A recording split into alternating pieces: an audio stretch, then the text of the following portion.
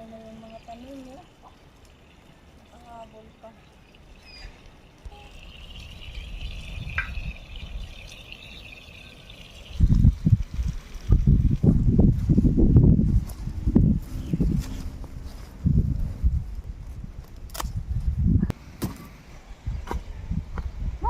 Dami na yan.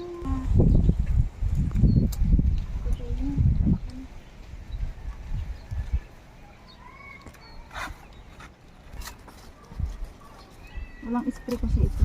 Kaya hindi siya hindi ba ay may sira.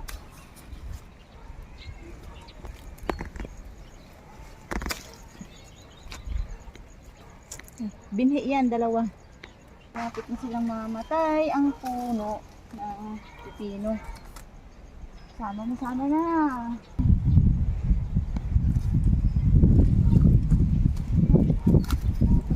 Nakalaki.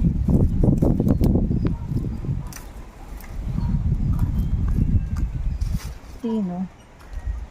Sobrang mura ng pipino. 30 ang kilo.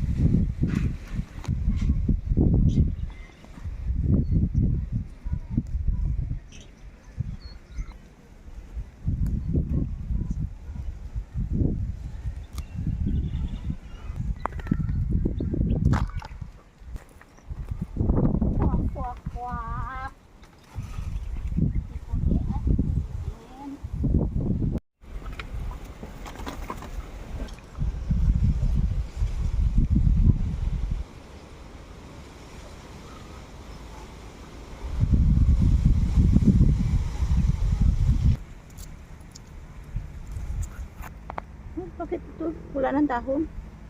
Grabe. Tanggalin talaga natin sa ano para matagal siyang magluma. Magluma.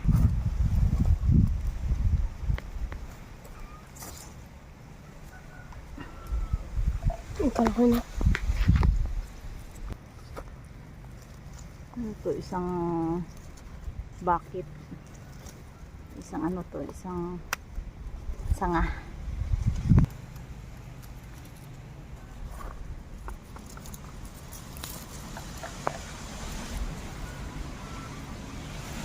Yeah. Uy, lumapat na siya sa kwan. Sa lupa. Yay! Meron pa din. Nagkakatumba-tumba na yung puno ng kamatis. Dahil sa sobrang lakas ng hangin.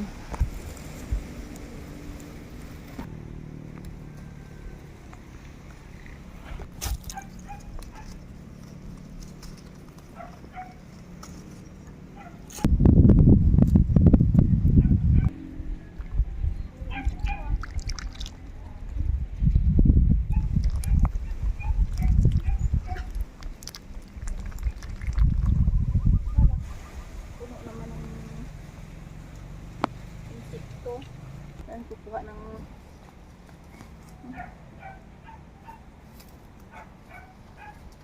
dinapuan na siya ng maraming insekto. Aba, may binhi na rin ako niyan.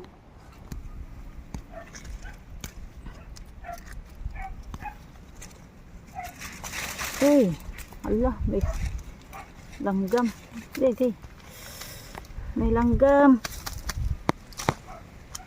Ang dami na to.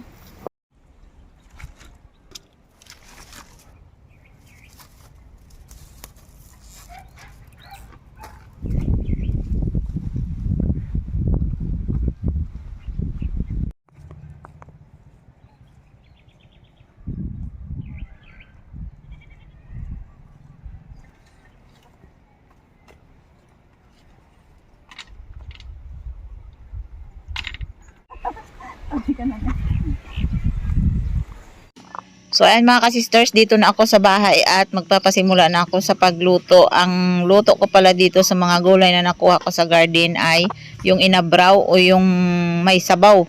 Na simpleng luto lang mga ka-sister, pero masarap siya at masustansya dahil puro gulay ang halo. At nilagyan ko pala siya dito ng dilis na tuyo.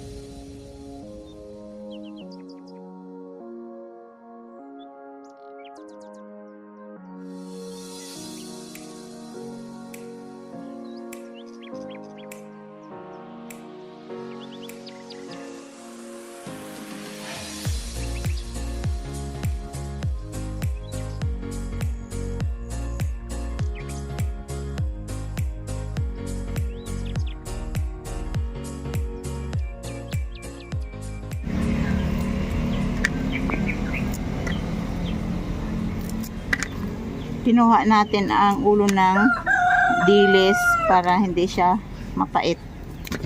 Kasi pag nilagay yung ulo ng dilis sa may gulay-gulay, may sabaw, parang mapakla yung sabaw.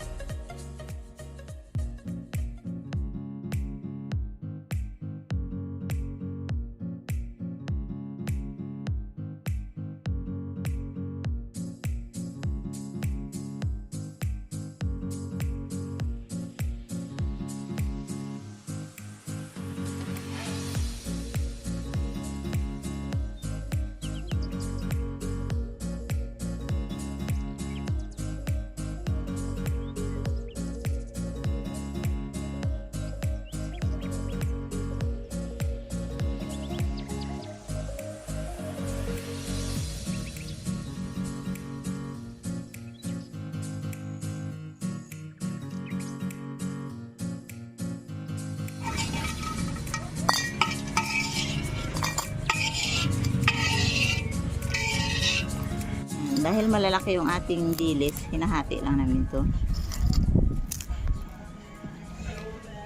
Yan, medyo crispy yung pagkaluto ng dilis.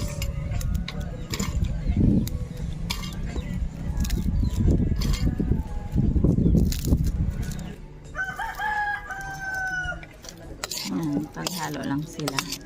Salad na.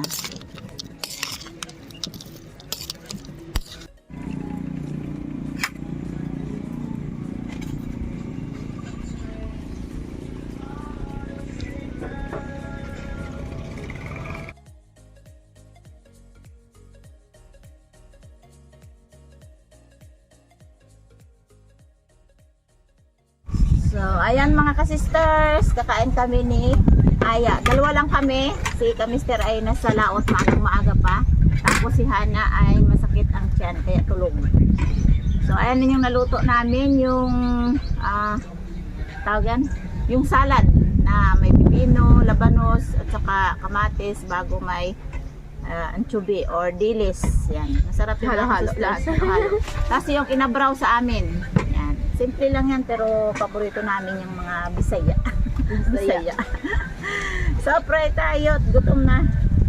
Thank you, Lord, sa may pagkataon na ito. Kasi magayain namin tanggap. Maraming salamat, Panginoon. Salamat sa kuya at sa rakasan sa pag-iingat, Panginoon. Maraming salamat. Amen. Amen. Kain tayo mga ka-sisters. Dami natin kutsara kanina. Saan yun? Kutsara? Ito. Kain mga ka-sister.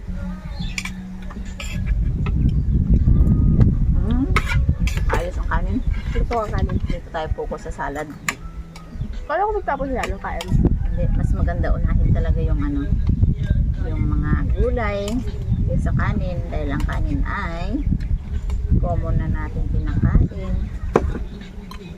So, gulay. Crunchy. Sarap. Basta ang pagkaluto ng dilis ay medyo crunchy. Masarap. Pag sinabi ng dilis, sobrang crunchy. Para siyang may umami. Toasted too. Ang toasted. Tapos, pag kinamin siya ng gulay, masarap. Ayan, kay Dr. May, shout out sa iyo, Hi ma'am, kain po. I pray na long life at bigyan ka ng Diyos ng normal na maayos na pakiramdam. Ayan. So, nasa hospital si Dr. May. Ayan tayo ng gulay, pangpahaba ng buhay. Pag hindi ka kumain ng gulay, walang kabuhay-buhay. So, mga ka-sisters, maraming salamat sa mga gustong mag-ulam ng mga simple lang basta may gulay ay ayan, sabi nga ang gulay ay pangpahaba ng buhay. So, mag-gulay tayo. Thank you so much mga ka-sisters sa patuloy pagsubaybay sa bawat isa sa amin. Bye-bye. God bless po sa inyo.